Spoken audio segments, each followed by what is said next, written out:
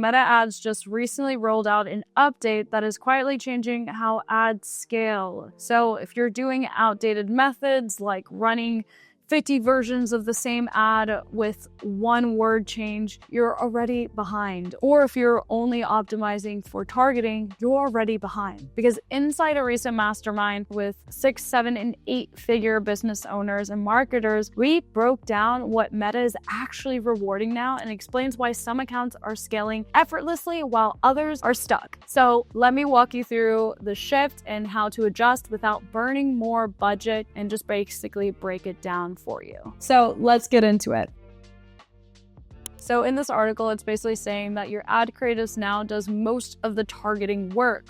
Audience settings still exist, but they play a much smaller role in deciding who sees what. So creative diversity carries more weight than micro optimization, and testing velocity is more important than perfect execution. It's not in a human way, but well enough to decide who sees it.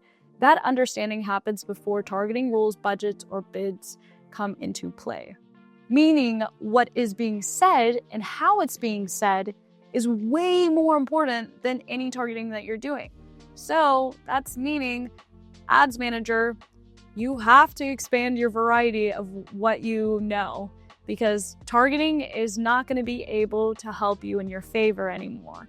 You have to have diversification of knowing how to create scripts, messaging, definitely strategy, maybe, CRM support and automations.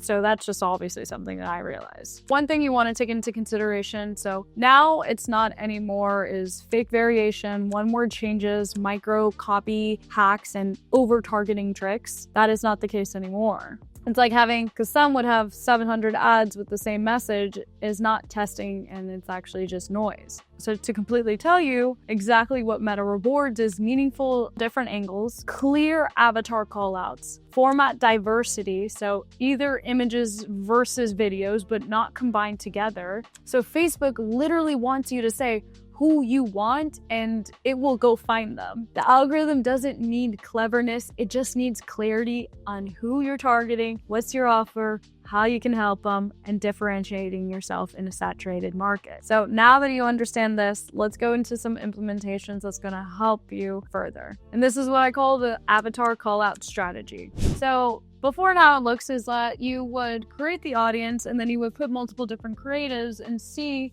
which creative is going to be best optimized for that audience. However, that's not the case anymore. So what is needed to be done is to be able to have one creative and then have the areas of which audience is going to favor this creative. So let me show you an example of the school community. So what they're doing over here is actually quite a little bit different. They say, if you are a food, cooking, or baking content creator, we want you in the school community. If you are creating faith-based content, we want you in the school community. If you teach cooking, we want you in the school community. Exactly what needs to be done, or is it not? Now, that is really dependent on exactly the budget, and as well as if you are doing the messaging correct. What would be actually impactful to be able to do this is actually understanding the buyer psychology. So we talk about what's the pain aware problems, what's the desired outcomes, and what's the cost of inaction. So if you don't know the emotional, impulsive decisions that make your ideal buyers be able to buy from you, then do the audience call out. But if you do this instead. And so how can you be able to understand your ideal clients? And that is actually the most simplest way. Yes, you can do market research. Yes, we have a full built out offer system to be able to help with our clients, but it's actually just go through your sales calls. Go through it, make sure that you have a software that records the calls, put it on ChatGPT and literally say, tell me about this audience, this avatar. Make sure that you're understanding from which are the bad ones, because you want to target obviously the more ideal clients rather than the crappy clients. So put it on ChatGPT, really go through the process. What was their reasons for buying? What made them hesitant? And those can be utilized within the messaging within your content so you can differentiate yourself and actually speak the exact languages of your ideal buyers. So rock with that. And so what does Meta actually handle once you have the creatives? Well, it's going to find who resonates with this. It's going to choose between image versus video. And what even like Alex Hormozi said on one podcast, he says using both is great and videos will always be king, but it could also be the one that makes you lose the most money. So if the messaging is not done right, videos can be the worst performing ones than photos. But if you know how to work with the messaging and the scripting of the ads, then it could be your highest performing one. And then of course it segments it internally. So your only job is to give Meta the real options, not just try to outsmart them now. Quick pause. If you don't want to build this system yourself, this is exactly what our team does and installs for our clients. From all the way from strategy to execution, your sales team, and as well within the sales to make adjustments for your marketing. This is where your offer, your marketing, and sales are working together with the same strategy, understanding the same execution. So we make data-driven results rather than assumptions. So if you want us to do this for you and you want to learn further of the breakdown of the system and how this could work for your business, then check the link below and fill out the quick form to see if you qualify to book an audit call with either myself or a content strategist. During that call, we'll see the KPIs that you're trying to hit for your business, identify the bottleneck that is happening, and show you how this system could be executed in your business or tell you that this won't be the right fit. So let's go back to teaching immediately. So let's get into it. Now, here's the thing.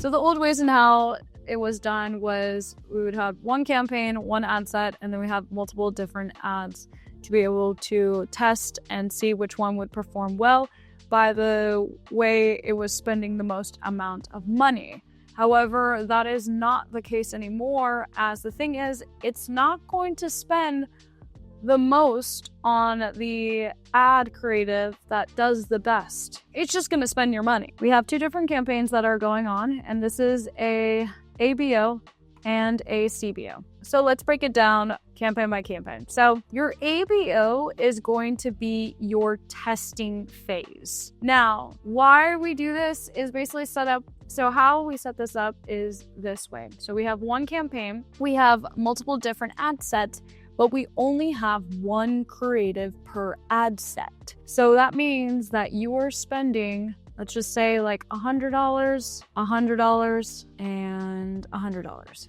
Okay, awesome. And in that $100, you are only testing one messaging. All right, that is where you're understanding, is this messaging hitting my ICP? Is this what gets them to take action? Am I getting the right viewers? And going into this, I do want to mention is that a lot of marketers or business owners who are running their own marketing think that whatever the cost per lead is the lowest means that it is the best one for your creatives. So let's say that this one messaging got a cost per lead for $15, all right? And then for the second messaging, it got a cost per lead for $50.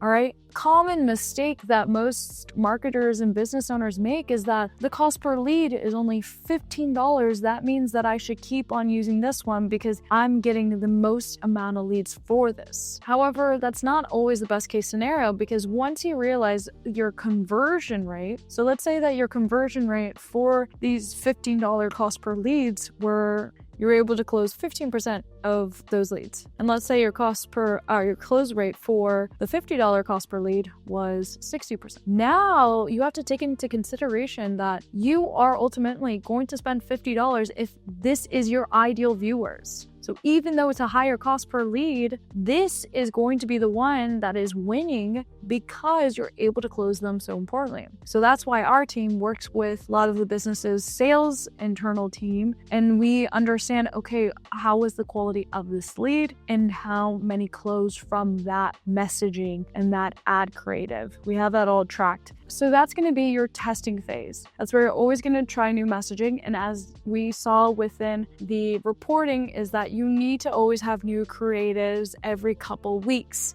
And then we set up a second campaign, and that's going to be a CBO. And you're only going to do is all of the winning ad creatives that performed well in the ABO, you are going to transition them to a CBO. Now, this can work for certain businesses. Sometimes it doesn't. However, this is a good area to start from. And with this is going to be where you're going to have one single ad set. And obviously, you're going to have whatever amounts that willing spent. And then all of your winning creatives are all going to come here. As you know, soon, in a couple weeks, maybe this ad is not performing as it used to. It got you a lot of leads, but that is why whenever doing your testing, you see that there's one winning ad creative. So all you're going to do is to be able to switch them out, take this one out, switch it with a new ad creative, just be able to let Meta spend. This is really important. And as you know, that the most important one is your close rate. Whatever closes you the most, keep going further onto that, realizing which one of the messaging within your ads creatives are doing well, and repeat the cycle. Because once you understand the close rate from your sales team, you want to still get the information for how the sales calls went, what were their objections, what were their desires, why did they take action, provide that to the marketer so then you can start creating new messaging and start to put that into the new creatives that you're doing in your ABO. So that's the new update within Meta Ads for 2026. Now, if you found some value with it, make sure to follow, as I will be posting some more in depth as well. If you want some digestible content, follow me on Instagram as I post daily over there. This new era is nothing bad nor good. As you know, there's always adjustments being made all the time. So it's really important to be able to keep up to date with any new updates and what is currently working and what is being adjusted. And if you want my team to install this system for you, then click the link below in the description. And if not, use this and build it right. Happy scaling, and I'll see you guys into the next video.